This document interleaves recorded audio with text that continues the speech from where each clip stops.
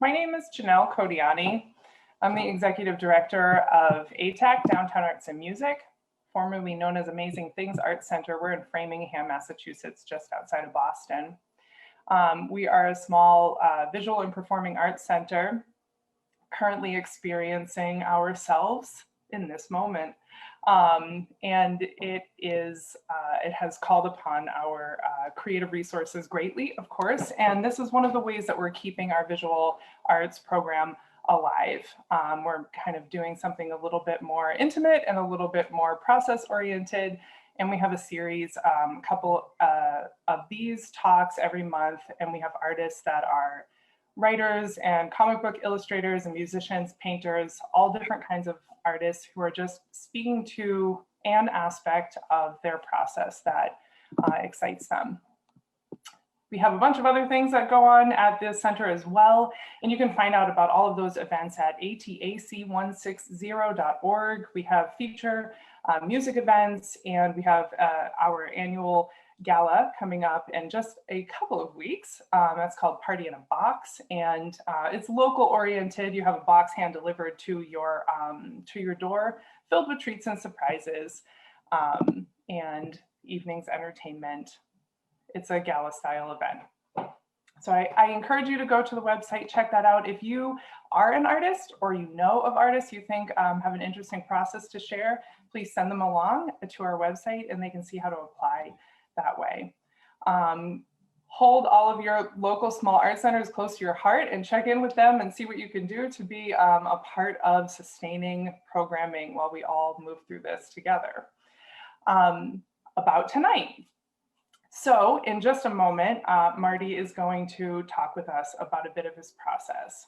And there will be an opportunity for you to ask questions about that. You can ask it in the chat and I can relay them. When it's time, you can unmute yourself and ask your questions like live into the space. Out there in Facebook, we're also streaming out to Facebook through the ātac Facebook page, and I'm just letting people in as I'm talking. That's why I keep looking distracted. And so we're also live to Facebook. If you want to ask questions, I will be monitoring the Facebook live stream as well, so I can bring the questions into this space. So if I'm looking down on my phone, it's because I'm doing that part of the job. In no way am I bored or distracted from this. So I think that that's all the information that I need to share in this space. And I'm going to do a casual introduction of Marty and let him do the rest. But Marty and I met in college many, many, many years ago. We were both sim majors at the Massachusetts College of Art and Design, where Marty was a friend and a mentor, a really important, yes, a super important artistic influence on me, truly, that's true. And I've had the great honor of being able to touch base with you throughout the subsequent 20 years and all these different kinds of creative endeavors. So as a friend and a creative inspiration, thank you so much for being here. I appreciate it so much, and I'm so excited to hear what you have to share. And that's it. Now it's you. Now it's me? Now it's you. Okay. Do I do it? How do we do it? How you do it? I spotlight me? I can spotlight you. I did it. I did it. Thanks. Oh, man. 20 years? That's unbelievable. Thank you so much for that lovely introduction. That is a mutual mentorship and inspirational, infinite giving and taking of great, creative, wonderful friendship for such a long time. I'm so grateful. Hello, I am Marty, and I am here to give a talk. Welcome to my talk. This is really very strange. No, it's going to be great. I make a lot of stuff. I think that a lot of the people who are here in the room already probably know me, but it's okay. So some of this will be repetition for you, but it'll be enjoyable repetition. So one thing that I made is a slideshow for this presentation. So I'm going to kick it with my slideshow, and hopefully it's going to go well. Okay. Is everyone seeing the slideshow? Yes, thumbs up. Awesome. Okay, welcome to Making Stuff, Getting It Done with enormous thanks to the Amazing Things Art Center. Da da da da! Can you tell I got way too involved making PowerPoint? I did. Okay. So I am best known for making sock puppets, sock puppet portraits. I wrote a book about them, but I also am really project-based. I've made cartoons and tours and albums and big puppets and a lot of other stuff, all kinds of stuff. So wait, I have a slide that speaks to this. Ba-da! The sound effects are made live by me. That's not in the presentation. So about this talk, for this talk, I want to walk you guys and gals and humans of all types and ilks through some of the core elements of my process that kind of cut across whatever scale I'm working at. So I very vainly hope that it might help you do your work too, or at the least you're just going to see some of my process. Okay, let's do another side. Are you ready? I believe that this is the big deal. I believe that making things is a way to make real change in the world and whoa, wait for it, to make meaning in your life. Whoa, I just read that. You can read it too, but I really do believe this. And I want to give you an overview of my presentation. So an overview of my presentation. I'm admitting somebody. I'm admitting for you too. Let's see. Here is what we will cover today in my talk. How to get it done as guided by me, Marty. We're going to talk about making space, making ideas, researching and sketching, making the thing, editing it, and then sending it to the world. And like this is like meant to be like, inspirational, but a lot of you guys are makers and you don't need my inspiration. And so there's like, there's some caveats, this is in and of itself a work in progress, and any item I talk about could be a huge talk unto itself. And this is just my perspective, and you're going to get to see how I make things too. But I do hope that a few of the ideas inspire you if you are a maker. And if you have any ideas and you want to talk to me about them, let's talk after the thing, because there's a question part. And that's a lot. I'm going to cover a lot, but here's how I'm going to do it. I'm going to demonstrate in 2 ways or 3 ways. I'm not sure. Two-ish.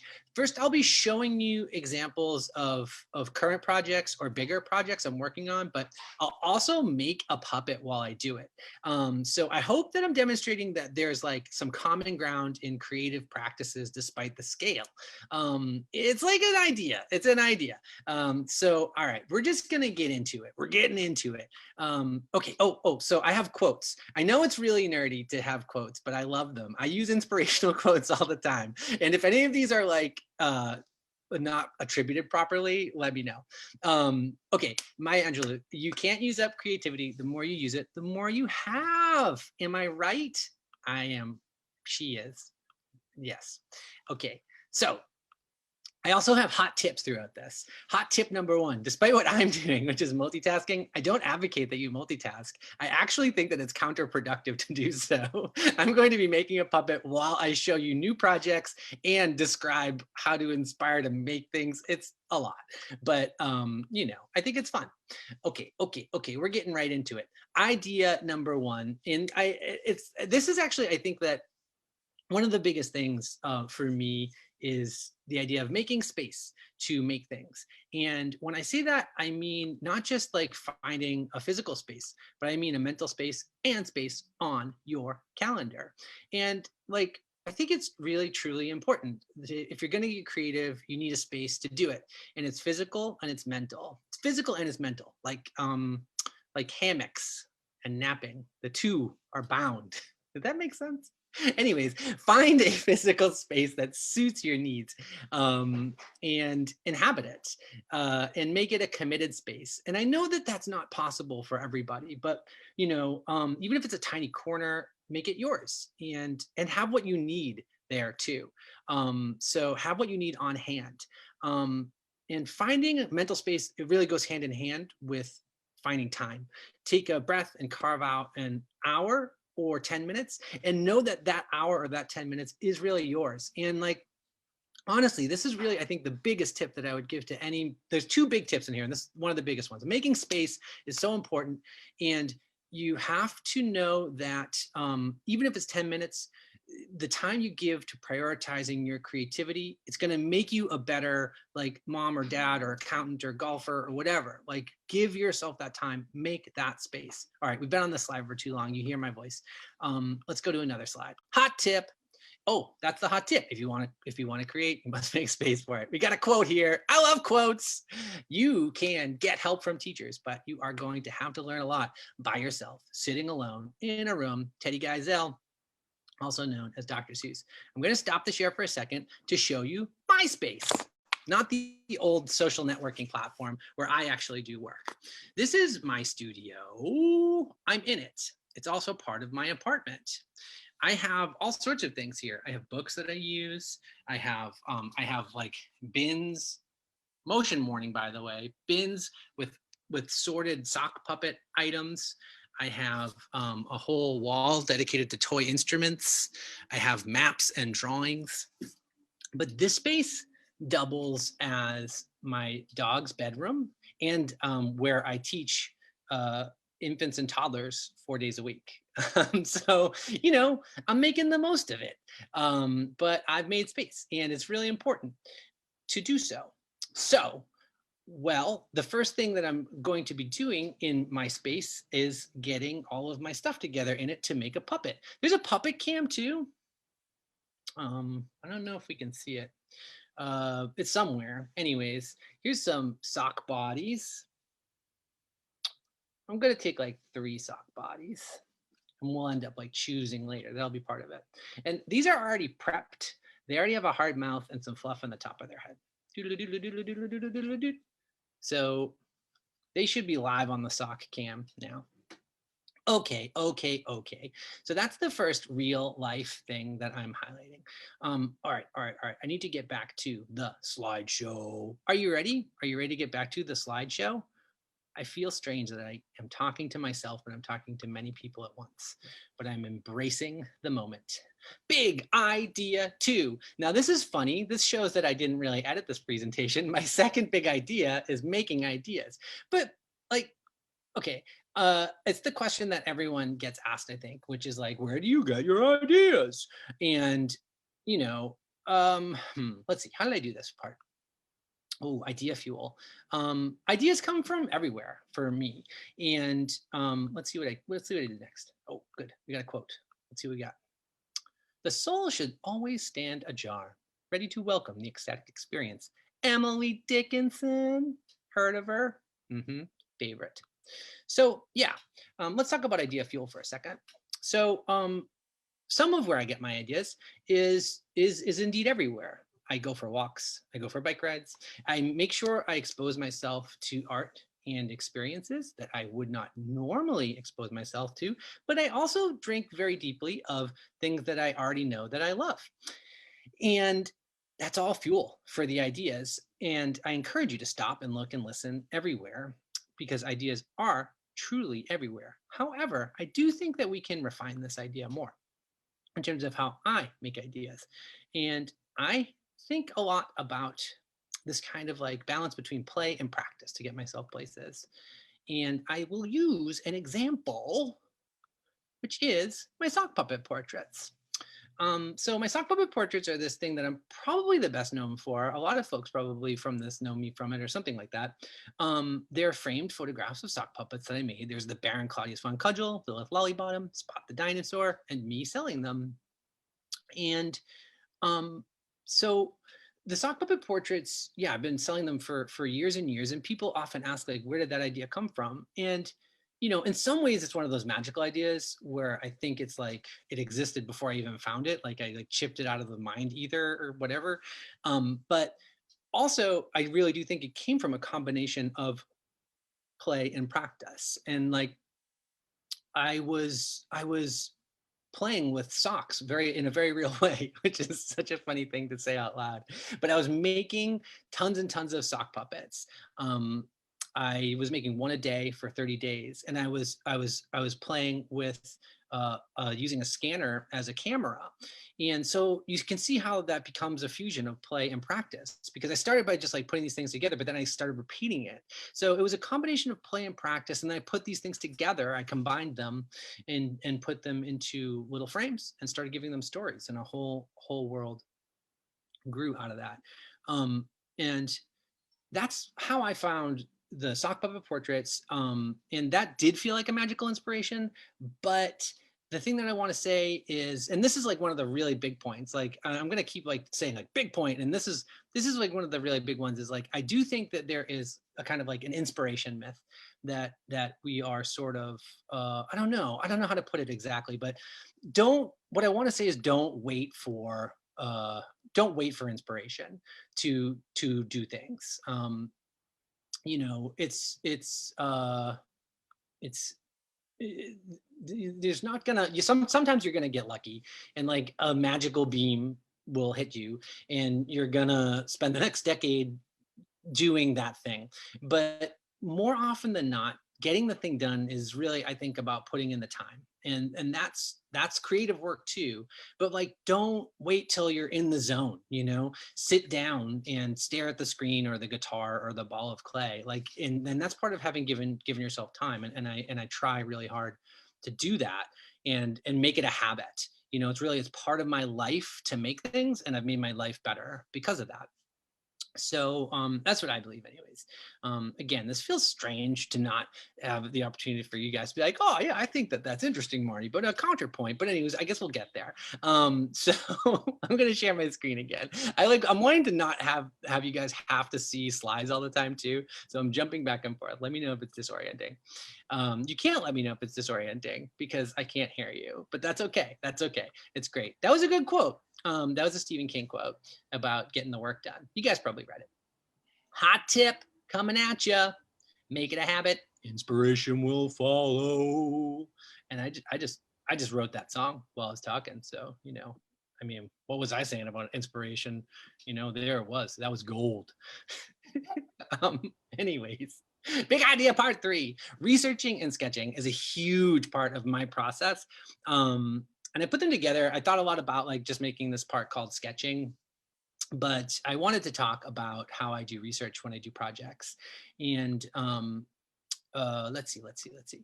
I think I go through this here. Yeah, researching context, researching materials, and sketching. And it's kind of hard to articulate this, but I'm just going to show you actually. So this is actually I think we have a quote. Ready for a quote? If we knew what it was we were doing, it would not be called research, would it? A little guy named Albert Einstein. Maybe you have heard of him. So this is my first big announcement. So I'm going to be using. Oh, I forgot to be making my puppet. Hold on. Wait, what was I supposed to do? Make it a habit. No, I'm doing good. Inspiration, ideas. Oh, okay. Researching and sketching. Great. We'll sketch next. Okay. Sorry. Zip, zip, zip, zip, zip, zip, zip, zip, zip. Here we go. Big announcement. Adventure Pizza. So I'm really excited to announce this show that I'm a part of and I'm thinking up called Adventure Pizza. Adventure Pizza is a rock show that it's also a choose your own adventure. And it stars you. So you watch the show. Thank you. That's very nice.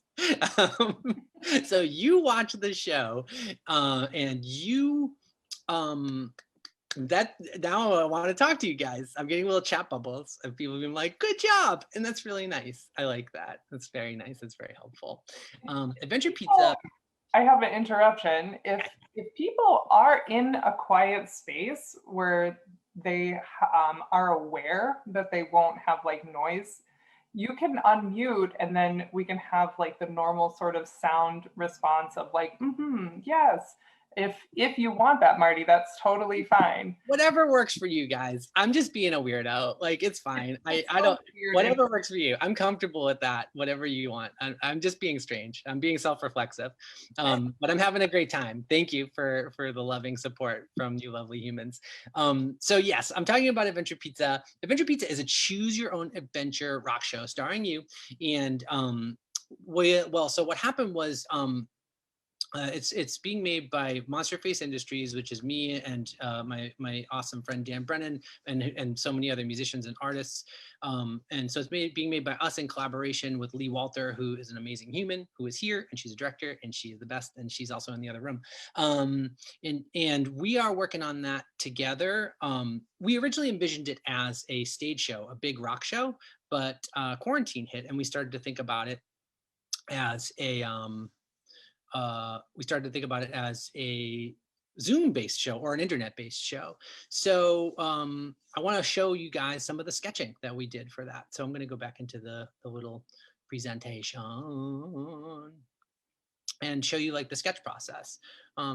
So initially, we were just thinking a lot about, this is the research phase actually, so cool. So, you know, it's really informed by video games and by big puppets and by pizza parlors and by choose your own adventure. You know, it's the idea is that you, the audience member, are actually directing the show. So the audience is going to make choices and then a different song will appear. And so we're doing research on all these different things. But then also we started doing research on small toy theaters because when the quarantine hit, we decided to try to adapt it for an online. But the really exciting thing to announce about Adventure Pizza is that we got accepted into the object movement residency to help produce it. So we're now working with these amazing puppeteers who are all also producing things, and we're all developing these shows online together. So I'll also show you the sketching phase 1 for Adventure Pizza. So you can see like a bunch of, wait, am I sharing? Yeah, I'm sharing, right? Yeah. So you can see some of the early maps here. You can see my Adventure Pizza like fake choose your own adventure cover, like versions of like outfits that we would wear, all sorts of fun stuff. And then you're gonna even see like sketching phase 2 for it, because this is like how it's now developed with the online puppetry residency. So there's like the first facade, and now we've broken out the map. And you can start to understand it a little bit better with that map, where it's like you choose to go get your pizza, and then you have to choose whether or not you're riding a bike or a train, and different songs follow. That's my first big announcement. Da-da-da-da! The internet went wild. Okay. Now, let's see here. I am going to do some sketching of my puppet. Are you guys ready? Say yes or no if you are ready. Okay, let's see. I'm gonna do some sketching. Let's see. I have my 3 puppets. I think maybe during the idea process, I should have decided on a color. I think I'm gonna do green so that you guys can see it. And I don't know. So this is both research and sketch. I think I'm gonna make a cat in honor of my friend Naima, who is here, who also often has her cats on her Zoom, which is really fun. I wonder if you can see if I sketch over here in the sock puppet cam. Kind of no, kind of yes, kind of no. I'm gonna do it anyways. So I'll show you. So usually when I'm sketching sock puppets, I sketch just like a basic sock puppet body like that. And then I just think about where I'm going to put the features. And I really do this actually. I'm actually working on puppets for like a comedy troupe right now. But it really helps. And you know, that's a very different version of my sketching process, but it's equally legitimate. And I also will cut pieces out and sketch on their face too. But in this instance, I'll probably do that while I like actually make it. Okay, ready to go further. I feel like there should be like a soundtrack or something. Boom. Yeah, big idea 4. Get it done. Oh, wow. Decide on your medium is a really good idea. It's a really good idea. Finding your team and setting a due date. Cool. Wow, that makes a lot of sense. Oh, wow, we're already here. I'm making good time. I'm feeling better. Okay. So scrolling through my notes. This is another big announcement that I'm excited to make. And I thought of this one for getting it done because it's done. So I'm really happy to announce that I made a video for this wonderful and strange song called Never Stop Believing in Santa Claus. Never Stop Believing in Santa Claus is a song that's written by this cool man named Stan Satlin and performed by my friend Jocelyn McKenzie and Dan Brennan from Uncle Monsterface.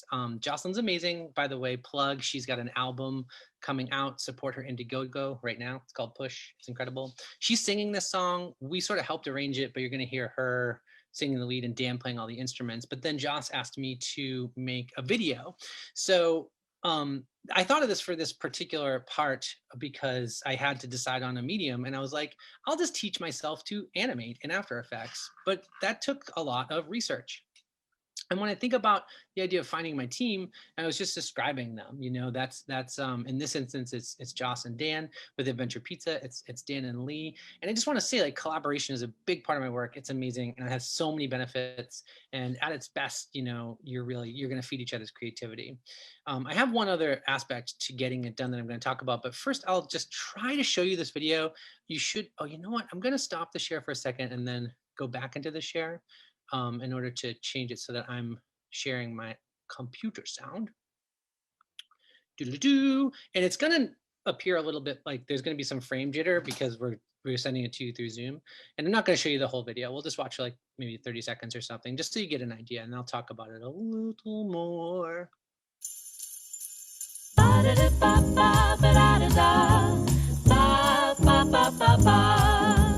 Never stop believing in Santa Claus. He's alive, of course, living in the child of every one of us.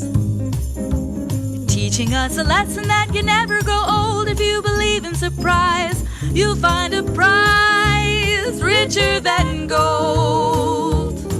And I'm telling you one thing I know is true. Santa Claus believes in you. He believes in you. You see, giving is Santa's favorite thing. You get it. Hey, the amazing Jocelyn McKenzie and Dan Brennan and me making some crazy stuff happen there. Yeah, I mean, that was like a really big example of getting a thing done. I settled on the medium, and the medium was After Effects. I learned it. And then I really knew I wanted to use this body of strange etchings that I have and try to animate them like they're little puppets. And I don't know if you could get a sense of that or not. But it's been a real amazing experience to figure it out. And oops, it's playing again. Now, how do I make it go to the next slide? There it goes. Set a due date. Yes. So this is my biggest hot tip. Like, this is up there with make a space. If you have two takeaways from this, it's like, make a space, set a due date. Setting a due date is your best friend. I get things done by setting due dates. And it's funny, like, this is a little ironic because I'm definitely showing you some things that, like, I mean, Adventure Pizza would just be floating in the ether if we hadn't gotten accepted to a thing. You know, it's so helpful to set a due date for stuff. And it can be anything really. Like, maybe it is coming from a boss or a project, but it's such a good way to get things done. Like, you can put an arbitrary due date out to the internet and just get internet accountability. It's just such a good way to get things done. I can't advocate for it enough. Set a due date and you are going to get more things done. Oh, okay. So this is the part. How am I doing on time, Janelle? Am I okay? Doing okay? You are fantastic. You're fantastic. You're fantastic, and your time is fantastic, and you have plenty more. We have an engaged audience. It's okay. Thank you guys for being here. This is a lot of dear friends, no doubt. So we're gonna go through the actual getting it done. I'm gonna make the puppet. So I'm gonna take a look at my sketch, and I'm gonna make the thing. So let's see. We got the puppet body here. Puppet cam. The puppet cam is useless, and I just really thought it would be awesome to have there. Okay, we'll start with the nose. We're getting it done. I've decided on my medium. My medium is soft. I have decided on my team. In this instance, my team is just me.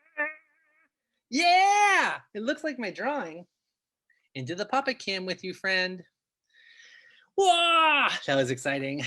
I'm pretty pleased with myself. And I'm pleased with all of you as well. Okay, my talk isn't quite done yet, though. I do have a couple more big picture topics. Let's get back into the slideshow. There it is. Okay. I am, set a due date. It's your best friend. What's next? Big idea number 5, edit. I don't have as much to say about editing other than it's super important. I almost didn't put this into the little speechy guy, but I wanted to talk about it at least quickly. Editing is hard. Editing takes time. Editing is essential. And it's a little funny to show the sock puppet and talk about it, but I am going to announce one last big project. This one is a book that I have been working on for many, many years. I've been taking it very seriously for the last 2. It's called Theodore and the 7 Layers of Space. The first book is called Brick and Bird, and I finished it recently. It's about 350 pages. It is the story of a kid who lives in a big magical house and has to leave it to go save the universe. Normal stuff, but it features aspects of all of my artwork in one great big world. And I think it's really illustrative. I listen to podcasts a lot, and I always thought the word was illustrative, but they always say illustrative. Well, I'll talk about it later. Anyways, I think it's illustrative of editing. I can put that back up if you want to see it more. I get self-conscious because that book is my baby, but I had to edit that so much. That's the second draft that I have now gone through a variety of edits on, and now it will go out to beta readers. Let me know if you want to be one. There's actually definitely people in this room who I have in mind for it.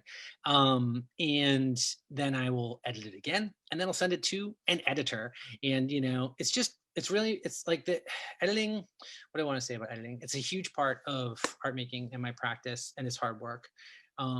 It's best if you have time to do it. Like the book, I take at least, I try to take at least a month back from it. But it's really where you're finding what the piece actually is. I didn't even talk about intention, which I could talk about ad nauseum. And I edited that part out of this talk. You look at it and is it saying what you intended it to? And do you need to change something to bring it back to that vision, or has it become something new and there's a new vision and you need to change it in other ways? Every once in a while, something comes out just like in this crystallized perfect way, just like sometimes you get those beams of light, but really so much of the work is in the editing. So let's do a quick edit of the sock puppet. Let's take a look. I really don't know what's going to happen here. I could give it hair. Okay, here. Wait right there. I have a big bin filled with boas. I have a big bin of boas. Do you? I will cut this boa. I'm starting to have too much fun doing this. You do! Miria's here! Oh, local superhero Miria. That's a human that I love. So many beloved humans in this room. Thank you for being here. You're so nice. Of course you have a big bin of boas. Yeah, I have so many of them, and there's never enough. I love them.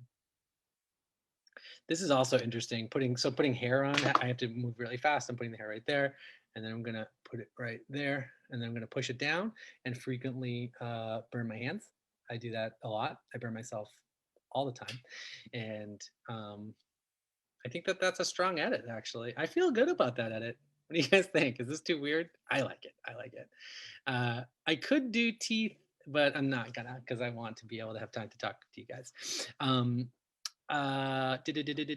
There's one last thing, and it's actually like the smallest one. It's not the smallest, it's the biggest. But I'll talk about it briefly. Big idea 6, share the thing. You did it! We want to see it! Let it go. Seriously, it's so hard. And it's funny, like I'm talking about Theodore and the 7 Layers of Space, and it's been with me for so long, and I need a due date for that one, but I had to make space for it in my life.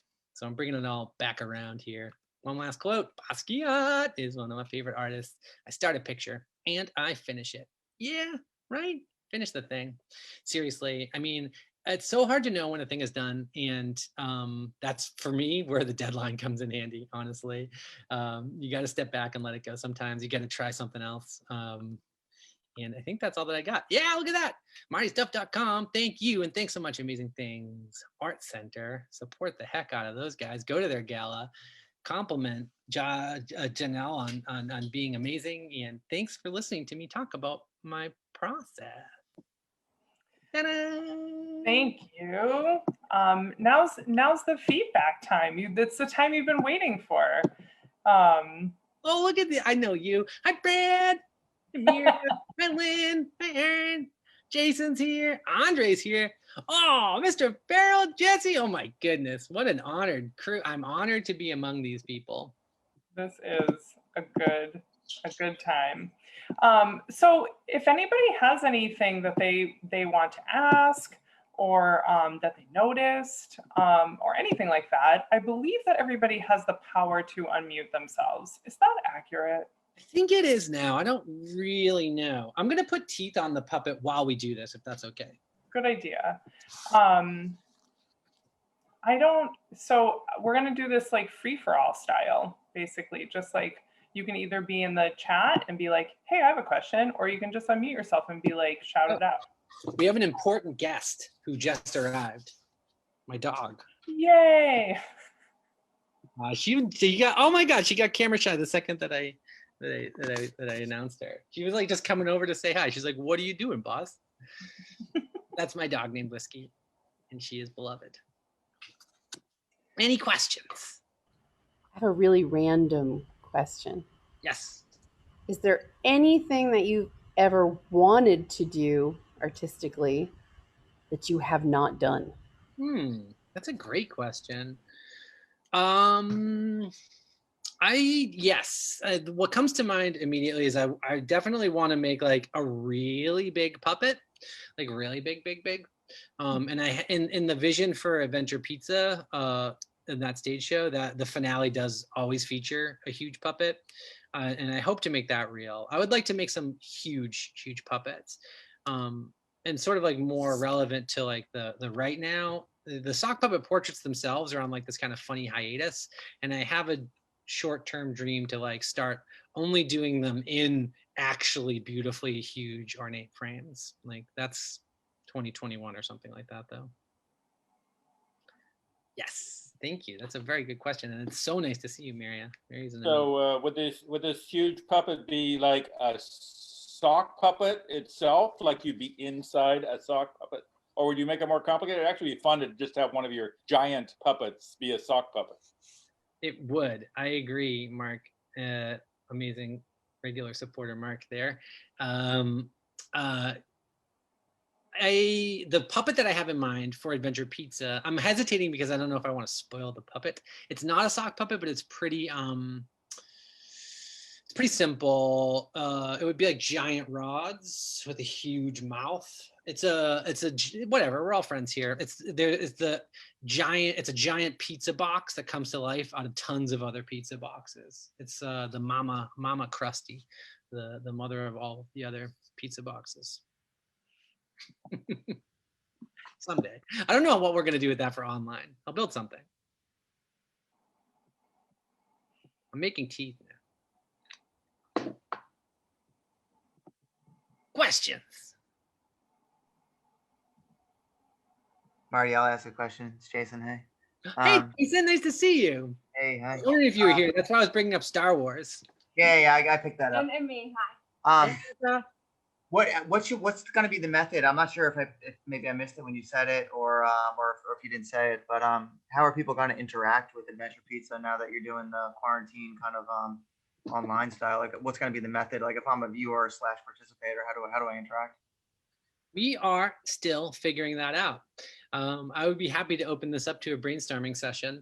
We've looked at like a couple of little things that are like choice mechanic stuff. We're thinking of using Twitch as the platform and then like broadcasting it. So there'll be like a toy theater that you'll see. You saw like the example of it, and then we think that like the choice will appear, and then the audience will have the ability to vote. I think it's going to be a voting mechanic, and That's the working theory right now. That's part of like, you know, what we're doing in the residency is figuring those things out. So we've already gotten a lot of really good suggestions from artists in there, but the real answer is we don't actually know. We started with the premise of like, maybe we would use the built-in voting mechanics on Zoom, but we're already starting to feel like Zoom might not be right for broadcasting what we're trying to do. Yeah, I'm not a Twitch expert or anything like that, but when you were talking about it before, it really popped up in my mind, like, because it feels like it's like the premier platform for like audience interaction. Yep, that's what we're looking at for sure. Good question. Thank you. Well, there's a question in the chat from Lee. Oh, cool. And the question is, what's the part of your process that you struggle the most with and why? Oh, that's a good question. What is the part that I struggle the most with? I mean, am I thinking of it in light of what I just outlined as my process? These days, it's finishing, and that's ironic in that this is all about getting it done, because a lot of my projects have become. I mean, I've often had large scale projects, but now like so many of them feel large scale. But that's not right. Editing is hard. It depends on the medium, I think, is the actual answer. So there's a different answer for writing a song than there is for like writing a book, than there is for making a puppet. For the puppets, for the sock puppets, the most difficult part is like building all of their sock bodies because it's monotonous. I'll show you one. By the way, I did make teeth while we were talking here. What do you think? What do you think? Oh, the other thing I was going to do for like the finishing thing, I'll put it up on Instagram after this, and I'll just put it up for sale. But yeah, I make all of these sock bodies, and it takes like forever to do these. They have fluff in the head and the hard mouth on the inside, and I cut out ovals and I glue them in, and it's unbelievable. And then I give them their little oval mouths. And then once I have a pile of them, I'm so happy because I have a bunch of worms. I call them worms. And like then I can have like all my fun sketching. But I don't like all of that prep work. So that's true with the puppets. When it comes to writing the book, the hardest thing is writing. I have such a hard time. I love writing, but I love writing like as I love like exercise. I love the feeling like after. But like while I'm doing it, I'm like, oh, why would anyone want to look at these sentences? Oh. And with songs, it's a whole other deal. I feel very self-conscious writing songs because I don't have any musical training. So I'm all self-taught, and I work with these other tremendous musicians. I've worked with Brad Swanson's here, actually. We've worked together. Hi, Brad. So nice to have you here. And I get really self-conscious about not knowing, what chord goes where. It's different for every medium, I guess, is the answer to that question. But it's a really good question. And I wonder what Lee thinks, actually.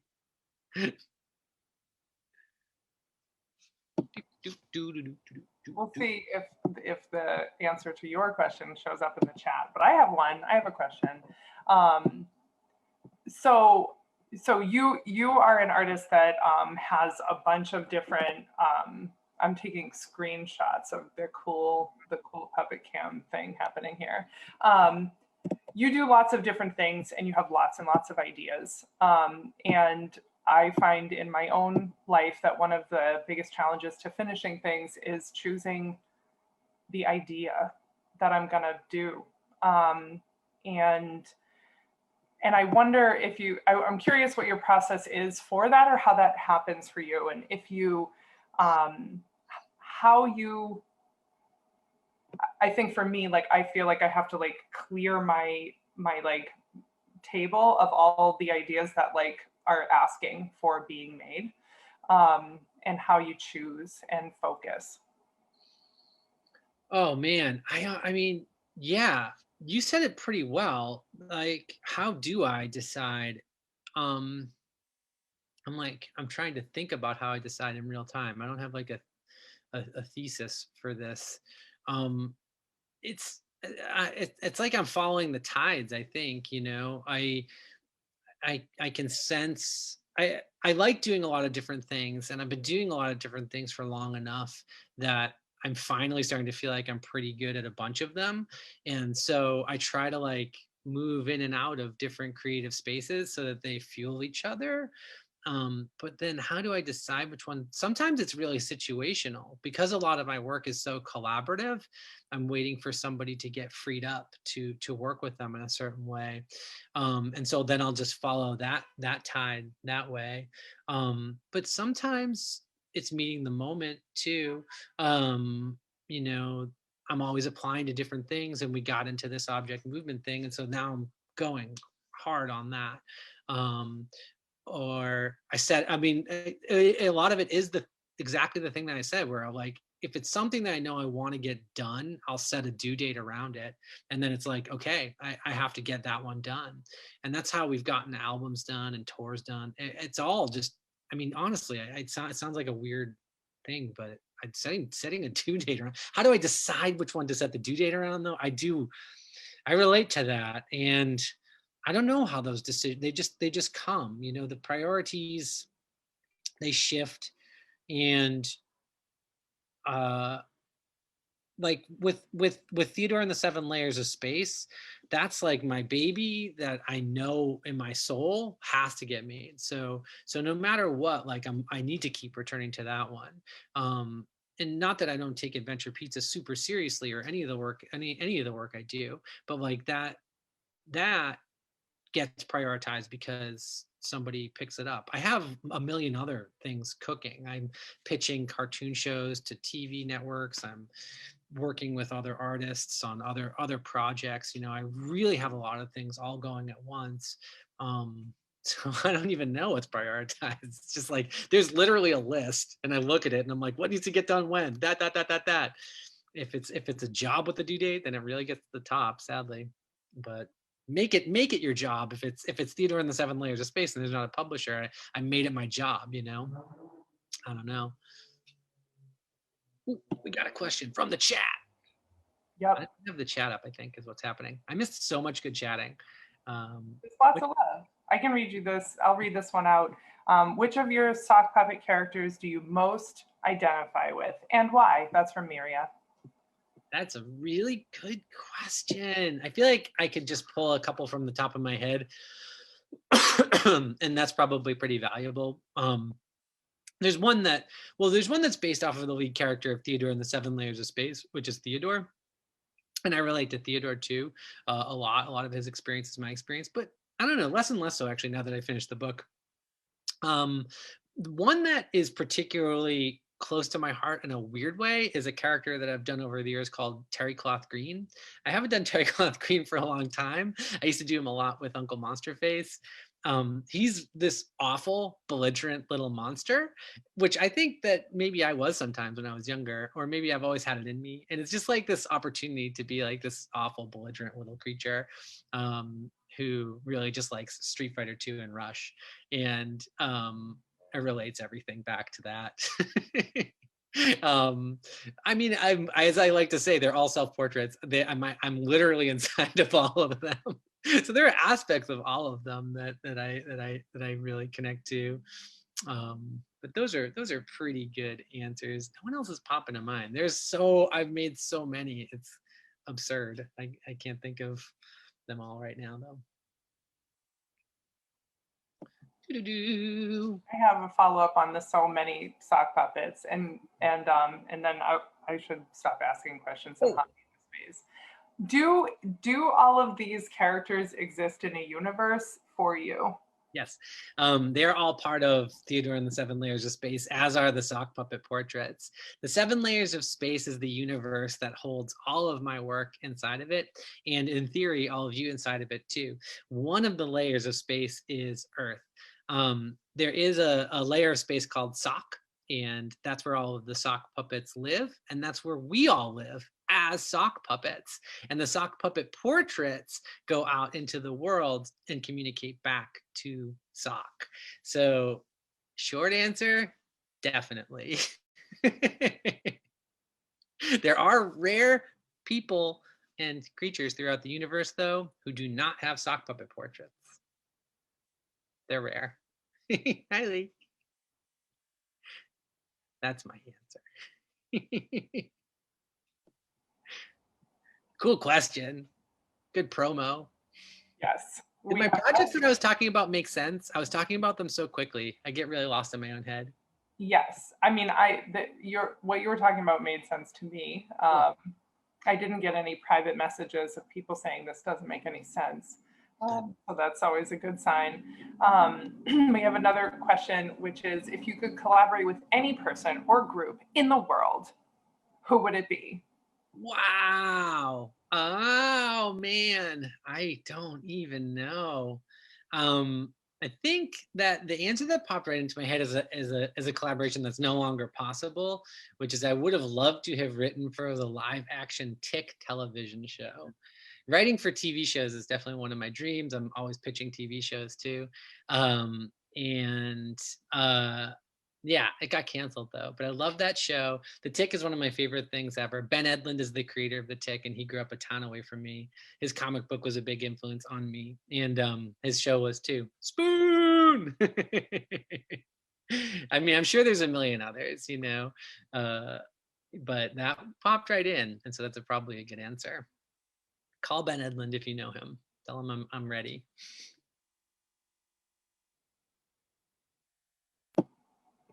I have another one, and folks, feel free to unmute and jump in, because I'll keep doing this by accident and on purpose. So my question is a follow-up on my previous question, which is, in the context of things being done, what is, so I definitely hear make a due date. And I also hear like the due date is contingent upon partners and collaborators and materials and things, right? And so a due date is not a finite fixed thing. What is the longest you have, like what's the longest it's taken for something to be done? And there's a slight caveat asterisk to that question, because obviously like a book can take 10 years to write, but I kind of mean more of like, what's the longest span of time that you've had to like return to a project that had to go, like that had to sit for one reason or another and then completed it? Does that make sense? Am I asking that in a way that makes sense? Yeah, for sure. I mean, but the answer, it remains the book. It's sort of the obvious answer for me. Like the book, I mean, in some ways I've been writing that book since the 4th grade. There's like little aspects of it that go back to a comic strip I was writing when I was a 4th grader. And then there are a lot of aspects that I created for it when I was in a band in college. You'll probably remember the Cthulhu Ragtime Band. We had a thing called Cthulhu Ragtime Comics, and there's big parts from that. Then there are other parts that grew. There was a whole other lead character. So I've come back to aspects of it many different ways over the years until I finally like settled into the craft and the discipline of writing a book. So that's definitely is that the question? Like, what's the longest one? That's absolutely the longest gestation. But some things, like, I feel like I'll never be done with them too. Like the sock puppet portraits are a body of work that I just will keep working on for my whole life. I can't imagine ever stopping working on those. And the 7 Layers of Space is like that too. And, you know, I have 2 other books in mind already and a video game and all kinds of stuff that I'd love to do with that. Answer that question? I don't know if I did. Almost. I think I'm thinking more of like the forgiveness that is required in completion and in like continuing process. And so I think I'm more specifically asking, but I didn't realize that, so it's not your fault, it's mine. Have you left a project and then returned to it and then finished it? And so not necessarily like an ongoing body of work or a project that's just like continuing to unfold, but a project that you're like, this isn't doing the thing. It sits on a shelf, or the idea doesn't come out, it sits in your mind, and then you return to it and then complete it. Is that something that happens in your process? And if it is, how long, what's like the longest you've walked away from something and returned to it? That's kind of my question. I mean, I'm having a hard time plucking an exact idea out of my mind for it, but yes, definitely. It's happened to me with, everything I can imagine. From songs are a really, really good example of that, actually. I mean, often there'll be a song that it's really funny. Like sometimes the song, it'll be a song that like I thought was like not good at all. Actually, I feel like it really happens a lot with those. And then I'll come back to it years later and I'll listen and I'll be like, wow, that was amazing. And I'll reformat it and remake it through a modern whatever lens I'm currently in or under. I really relate to that with songwriting, because I do come back around to song ideas a lot. And so, especially now that I'm like further down the road, you know, I can announce other projects. Uncle Monsterface is working on a lot of new material right now, and a lot of the new material is old material. You know, we have this weird backlog of old tunes and little germs of things, and like some of it I put away and I didn't think it was good and pursued something else. And I'll listen to some things that I took the time to make and I'll be like, wow, actually that wasn't as good as I thought. But I don't know that there's a clock on that.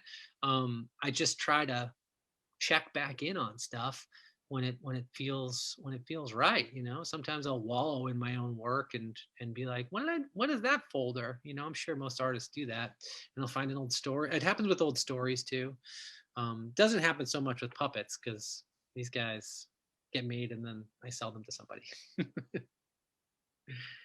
Am I still not answering the question? No, you did. I mean, it's a process question, so there isn't like a pat answer, but I'm always really interested in how people engage with like the timeline of their work. And I think it's selfishly therapeutic for me because I have a perfectionist complex, and I think like this should happen and it should have happened and now it's dead, you know? And so I'm learning in my older creative years to like let things live and breathe how they want, you know? Totally. No, I hammered in that idea of due date, but that's more of like a tool if you're particularly if you're feeling like you're not getting enough stuff out there in the world. But I'm also on the flip side of it, where, you know, I do believe in just like letting things be, giving them time to like let them gestate and live their own lives. You know, everything doesn't need a due date. Everything doesn't need to be done. I think it's all about process, really, and you know, it's like trite, but the journey is a big part of it. But that's just a tip that I will give to folks if they feel like they're not like getting the things out into the world, because I have met a lot of creatives who are like, you put a lot out there, and I'm like, yeah, I do, but you know, I guess relevant to this point is that like for everything that I put out there are like 5 to 10 other things that I don't, and I spend a lot of time working on them too.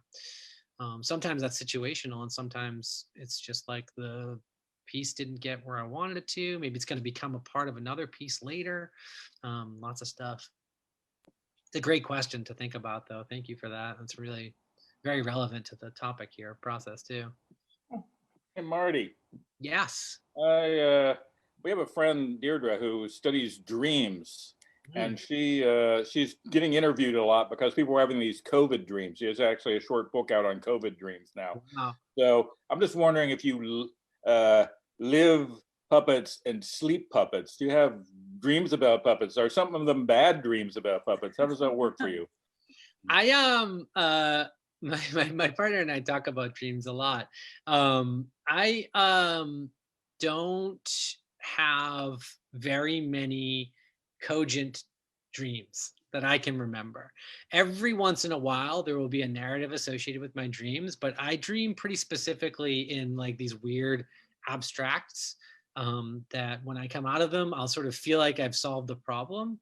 And then I sometimes have and sometimes haven't. The rare occasions when I do remember a narrative dream, I'm very, very struck by, but they are not frequently populated by my puppets, to your question. But yeah, I dream what is to me strangely anyhow, because my partner Lee, who's here on this call, she has like these sweeping narrative dreams that I'm always in awe of. There'll be these whole set pieces. And I wonder sometimes if it's because if the lack of narrative that happens in my subconscious is what makes me so obsessed with actual storytelling and bringing narratives together. But abstraction has always come very, very easily to me.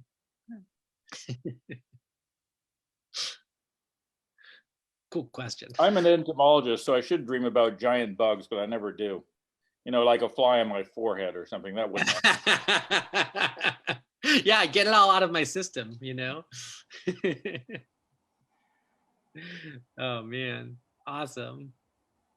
Well, it's 8:35, and I want to be respectful of the time format and Marty, your time. If anybody, however, if anybody has any other questions, that now is definitely the time. But also, if you come up with one later or you're too shy in this format, which is like totally fine and normal, where can people find you, Marty? Oh, wow. MartyStuff.com. My name and the word stuff. Though I think that most of these guilty parties here know me pretty well. And thank you all so much for coming to hear me talk about my stuff. It means the world to me. And it's nice to share with close friends my creative space. And now you guys really know where I'm at. So let me know if you want to read my book. Yes, that's awesome. Marty, thank you so much. Thank you everybody for being here. Again, check out ātac160.org for more events that we're having. Marty, thank you so much for being game for this and sharing so much of your process. And this is cilantro. And now she's done with this, I guess. And thank you so much. Thank you so much, Mel. Thank you. Delight. Thanks so much. Thank you. Yeah. Support the Amazing Things Art Center. Yes. Go to their gala. I'm told there are many boxes. So many boxes, a party in a box. Get it? Because it's a party inside of a box. All right, everybody. Have an excellent night and stay safe out there.